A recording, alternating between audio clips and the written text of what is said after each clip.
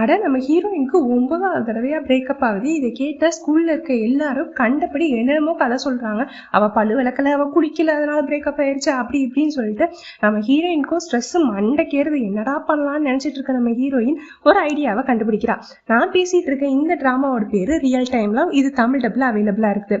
மண்டை பிடிச்சிட்டு இருக்க நம்ம ஹீரோயின் பாத்தீங்கன்னா சரி ஏதாச்சும் பண்ணலாம் அப்படின்னு சொல்லிட்டு என்ன பண்றான்னா, விளாக்ல நம்ம பேசலாம், நம்ம தான் எல்லாத்தையும் விளாக் எடுத்து போடுறோம்ல, விளாக்ல லைவ்ல சேட் பண்ணலாம் அப்படின்னு சொல்லிட்டு லைவ்ல சேட் பண்ண ஆரம்பிக்கிறா. சேட் பண்ணும்போது அந்த சைடு இருக்கவங்களாம் கொஸ்டின்ஸ் கேட்க ஆரம்பிக்கிறாங்க. ஏன் பிரேக்கப் ஆச்சு, நீங்க பல்லு விளக்கலையா, குளிக்கலையா, நீங்க நாடுறீங்க, அதனாலதான் உங்ககிட்ட உங்க பாய் ஃப்ரெண்ட் வரமாட்டேன்றா, அப்படி இப்படின்னு எல்லா கொஸ்டினும் கேட்கறாங்க. எல்லாத்துக்குமே பதில் சொல்றா.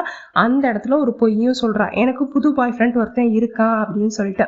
அந்த இடத்துல இருந்தா நம்ம ஹீரோயினோட லைஃபே முழுசா மாறுது.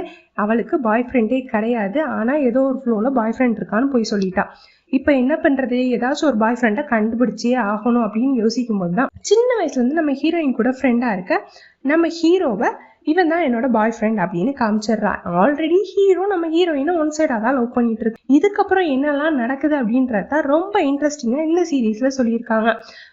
ரொம்ப அருமையான கதை, சூப்பரான கதை அப்படிலாம் கிடையாது, பார்க்கலாம்.